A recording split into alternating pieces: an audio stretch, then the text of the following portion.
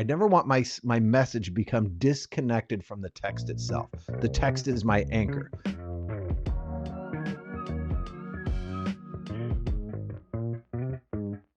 Welcome to Teach Through the Word, the podcast for Bible teachers. I'm Chris Langham. Peyton Jones is back. Peyton, how's it going? Pretty good. I've eaten way too much pastry today. That has nothing to do with anything, but it's true. Oh, all right. Thanks for the input. Hope the carbs don't hit you too hard. But Jonathan Ferguson is here. Yes, Jonathan, I am. how are the pastries going? No pastries, but a lot of corned beef. Oh, yes. We are recording near the Irish time. This is St. Patty's Day follow-up here as we sit to record. So, but that is good. But I would like to point out that St. Patrick was Welsh and that he went to Ireland and went back to Wales and felt God call him back to Ireland. So we can celebrate Welshness, that the Welsh brought the gospel to Ireland. As a missionary of 12 years to Wales, I had to point that out. I'm sorry. Have you been to the mountain that he received his vision from the Lord? I have. No. Oh. No. That part's made up. Slemish, outside of Brochane, Northern Ireland. No kidding. Nice. Okay. All right. I'll take now your word it is my for it. job to redirect us back onto the topic at hand, guys. We're actually in our series on the big picture, getting a behind the scenes look here at Through the Word and how we put together journey number 2. And as we do that, getting some insight on how to redirect the topic at hand back to what you're supposed to be talking about when you have two other hosts who are trying to distract you. We'll talk about redirecting later, because actually today what we're going to be doing is some hacks and tricks, some tips on methodologies, how to teach the Bible, and some of those that we implemented in the Big Picture series. We are here to equip you, Bible teacher, to do what you do better, and together with you to elevate the craft of Bible teaching. Get equipped, get trained, and while you're at it, get a behind-the-scenes look at Through the Word. Peyton, I'm going to let you tell us where we're going with today's episode. So today we're going to be pulling out the techniques that you use during our time in the Bible overview. And one of the things, Chris, that you did all the way throughout was you connected. And I suppose this was the goal of the series, was connecting the theme to a story in every chapter. Talk to us a little bit about that technique and its importance for our teachers. So this is one of the greatest tasks, one of the things that I really enjoy doing, but it's also one of the most challenging. This is really part of the art of storytelling. As you tell a story, you are weaving together several storylines, but you're also weaving into that a message, a theme, or a set of themes. The whole Bible does that. The Bible does that for us. The Bible is really our greatest example of how to weave themes together. And in my teaching, as I want to expose the text, I want to do that in the way that the Bible does it. So one of the things I don't want to do, I don't want to say, oh, look, this is the Bible theme of temple. Let's analyze it. Let's dissect it. Let's tear it apart. That's what you do in English class, and so often it kills the story. I can't tell you how many books that we read in English class that before I even got to read to the end of it, it had been so dissected and picked apart looking for symbolism that it just lost the joy of reading. I don't want to do that to the Bible. We don't want to do that to our audience when we teach. We want to weave those themes in the same way that a good storyteller does. So we bring those things out. We recognize the theme, but rather than dissect it, we just highlight it, bring it out, kind of pick it up out of the text and analyze it from a few different angles. Ask a few questions about it and say, what is this theme of kingdom? What does it mean that God is our king? And then we say, okay, we bring it up and say, well, we'll get back to that. And we put it back into the text and say, let's go back into the text and see where this goes. So we highlight it so that our audience doesn't miss it, but we don't overanalyze it. We just ask a few questions, bring it to the surface, and then put it back in. Then when it comes up again later, there's that theme again. Where's this going? And we highlight it just enough so that they capture it, and then weave it in a few times, and then we wait for the text itself to really bring it to light and say, oh, here's the answer. So when I got to John chapter 1 and those themes really come together, it wasn't until the crucifixion that many of those themes really got nailed down. When the sign over the cross said King of the Jews, whoa, that theme of kingdom, that promise to David, it's here. But then I asked the question, why is the king, the promised Messiah, dying on a cross? And it finally gets its real answer in Revelation study when we see on Jesus, King of Kings and Lord of Lords. Now we get our final answers.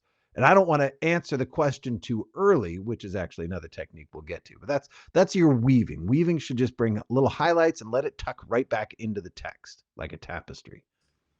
That's really good.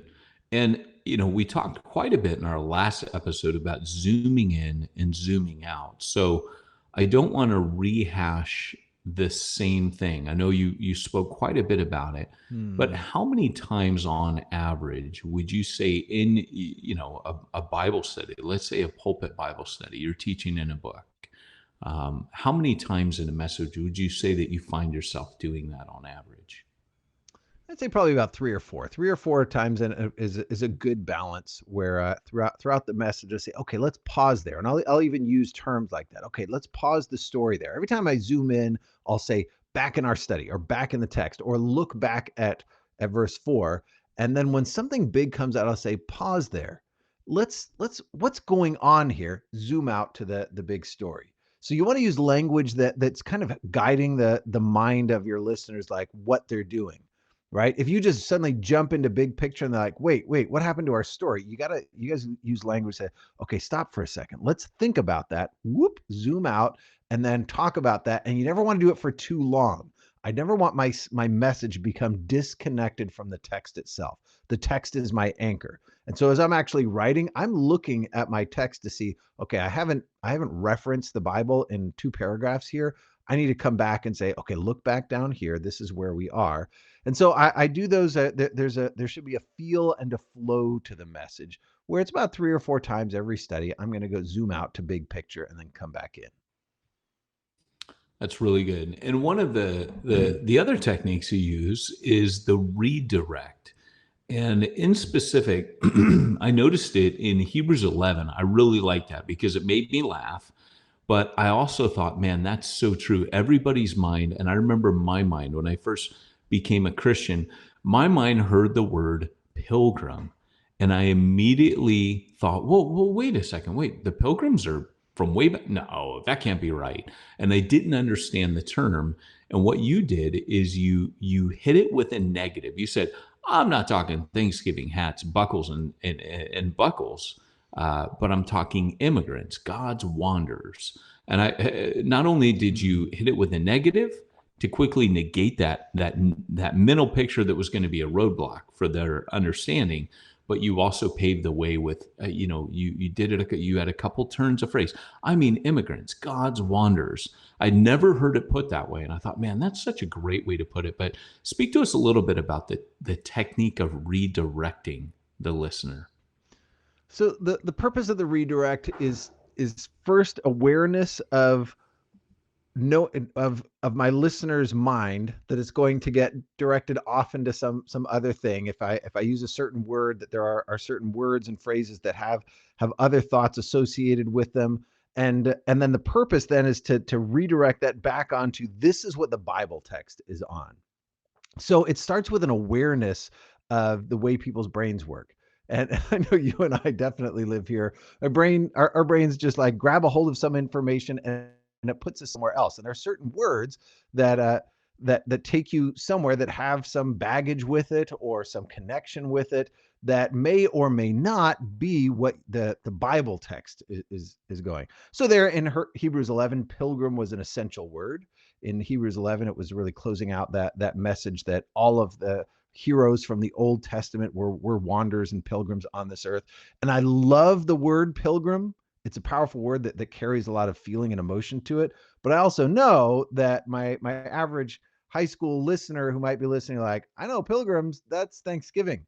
And so I wanted a quick redirect. I don't need to dwell there. So I said, I'm not talking about Thanksgiving and big buckle hats or whatever it is. I'm talking about God's wanderers, those who journeyed along God's path for them. And so that quick redirect, it was funny. It was a little, it was a little funny tidbit, but it also, I just aware like their brain's going to go there. I need to redirect them back there. I'll do it with a tiny bit of comedy, but then I'll get serious. And it's a lot about word choice, picking just the right words that capture not only the meaning, but the feeling that I want to convey in this part of the text. Yeah, I really like that there was a quick in and out. It was kind of like a ninja strike. You just went in, struck, because a lot of people are thinking, I don't have time to correct all these old. And I thought that was a real good technique to do it fast. Ninja strike, boom, out of the shadows, strike hard, strike quick, and then back to what you were saying. But another thing that you did was you ask a lot of questions, which, as we talked about in a previous episode, so did Jesus. In fact, during, I think it was my session in the Bible Overview, I mentioned Jesus's teaching. I did a thing on how he taught. I mentioned how many that rabbinic questioning was normal. You ask a lot of questions, and yet you don't jump to the answer. Talk to us a little bit about how you weigh that, how you get that balance right as a teacher. The Bible itself raises a lot of questions without going straight to the answer. And there's a temptation, I think, as the teacher to feel responsible to answer all of your audience's questions. And when we do that, when we set ourselves in the place of being Bible answer man, that I have all the answers, it really robs our audience of the process. And Jesus asked questions and then didn't answer them. He cursed the fig tree and then walked away and just let that sit for a while. And I've been asked by kids who I tutor, did Jesus curse a fig tree?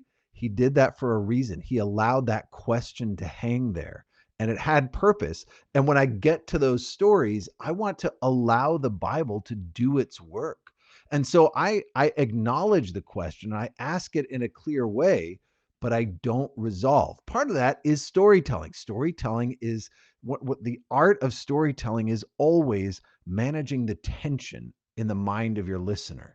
Stories build tension. What's going to happen? What's going to happen? And then relieves tension by changing scene. You see that in movies that are done well, building tension, and you can feel it in the soundtrack and the score. The film score builds tension and then suddenly eases off as you change scene to somewhere else. And then when you come back to that scene, you remember, oh, wait, we didn't find out what happened there.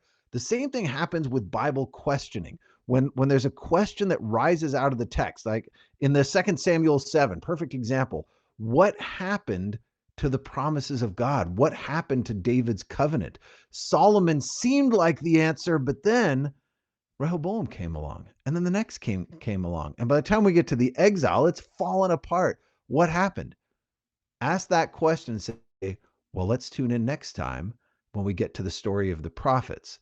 Let that question dwell in your listener, because as they own that experience and process, they will much more powerfully own the answers that they come to. That's rad. And, I notice you holding back a lot. It's not just in that way that you're doing it. Like, for example, just a couple examples as I listen to Journey 2. For example, in Proverbs 3, you said, you just a couple sentences on your testimony in a way that it related to what you were already saying. And then you stopped yourself. You held back and you said, there's more on that story, but we'll have that later. Then in Romans 8, you towards the very beginning, you just define the Trinity and you make the statement that probably raised more questions than it did answers. And then you said, we'll come back to the Trinity later, but for now, let's jump back into the passage. And it was really interesting because I remember going, he felt we needed to know about the Trinity before he delved deeper into Romans 8. But you also didn't want to distract away. Talk to us a little bit about times where you feel like, again, I've got to give you this little bit. Some people would say don't mention it at all, but I can tell. I know you well enough to know when you're doing stuff like that, it's always strategic. Talk to us a little bit about the balance between, I'm going to give you a little bit, but I'm not going to give you all of it yet. So you're right. There's always a purpose there. A lot of it actually happens in as I am trimming. Trimming a message is one of the essential, crucial parts of preparing a message. All of the times that I walk away with major preacher's regret is because I didn't take the time to trim my message. And by the time I deliver an hour worth, I realize I did not need to say all that. And it happens usually because I feel every time I bring up something, oh, I need to answer that question. I bring up another something. The Trinity comes up in there. Oh, I better explain that because it's important. Usually on Through the Word, it'll happen that I will write the text and it's just that word count that forces me. All right, I'm at 1,800 words. I need to bring it down to 1,350. That's my goal. I scan back and realize, oh, I wrote this whole section on the Trinity. Cut that. But wait, I need to at least address it because it's there. But then I'll cut this big section of these 2 paragraphs I wrote about it and say, and I'll just go back and write. And I think that's literally what happened that time. I wrote a whole thing and then I replaced it with, okay, I recognize that brought up more questions than it answered, but let's leave it there. So I'm helping the mind. I'm guiding the mind of my listener who I know is lighting up with, what about this? What about this? I address that question. I acknowledge it. And I even give it some weight because I want them to go back there later. But let's move back into the text and I'll use words like that. That's the redirect again, redirecting them back. So how I trim really comes down to recognizing that's not my main message. It was interesting, but it's a side note. I've got to reduce it to no more than 2 or 3 sentences. So often when I do that, I force myself into a 2-sentence summary. I get some really great sentences when I take the time to pare it down and just say that, move on. You know, it's funny you say that because when I write books, that's exactly my best editing comes from taking 4 sentences and crafting out of it. So I can attest to that. The last technique that I want to focus on is actually the use of quotes. And you're not a big quoter. I'm probably a bigger quoter in my teaching. But when you do it, it makes me stop and take notice because it's something you use a little more rarely. But I love the fact you still do it. Quotes are rad to me. Like, for example, if I were teaching Nehemiah 8 today, I would quote your setting of that scene. That is a beautifully crafted, and rather than working on my own, not that I'm lazy, but I would literally say, he did such a good job at this. I'm going to quote this and then I'm going to get into it. And then, you know, for you, there are times like you made a Tozer quote, and it was interesting. The quote actually has relevance to this talk. The quote from Tozer was, in this age, we have our searching done for us by our teachers. So I thought that was really interesting because if we're talking about quotes and we have our searching done for our teachers, how do you search for quotes? Where do you find them? When do you know is a good time to use them? So I got to bounce it back to you and say you are a gold mine of quotes because I know that you save them and you've just got them in your mind. We'll just be talking about a conversation and you'll pull something from Wesley or Whitfield and I'm like, man, where does he get these from? I love a good quote. I save them in Evernote. That's where I save them. I tag them. I've just got a place where I keep all of my quotes. I tag them with, and then when I'm looking for, I need a great something to say about faith, I'll go back to those quotes I've saved over time, find one of my golden ones. So I love that one by Tozer. What a shame that in this dark day, we've had our searching done for us by our teachers. A quote gives some balance. It gives some outside authority, but aside from my own thoughts, there are other great men and women who have pondered through these things and they've come to some conclusions. So it's sort of like in my monologue of a teaching, I'm giving reflections of other teachers. I'm also acknowledging that I'm not just relying on myself for this, that I seek others. So if I'm using a commentary and I find a good quote, I'll use it because it acknowledges that others have fed into my teaching. But it's also precision in placement because I recognize that a quote changes the mindset. It changes, I'm listening to you. Somebody else said that. And their mind, it gives this little marked pause in the thought process and it stands out from the rest. So I choose carefully that place where it fits because I want their mind to stop there and say, oh, this place is different. This little part of the study deserves another perspective, another reflection, and I place it right in there, and then I come back in on my own thoughts. And it's as if I'm reflecting together with my audience on several viewpoints of this text. And that's how I try to weave in carefully a quote. I love that. And to be honest, your use of Evernote as a file cabinet, I learned that from you. And now all my quotes live in Evernote. So thanks for that little tip. Nice. Well, All hey, right. we're out of time. We are indeed. And I will close it out for us, guys. Those are our hacks and tips as you teach through the word. That'll do it for today. Thanks for joining us here on the podcast for Bible teachers. Tomorrow, we will finish out our series with a conclusion and some action steps for you.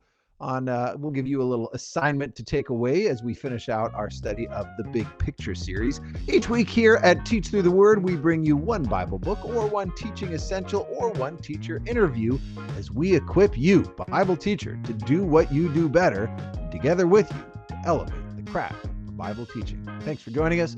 See you next time.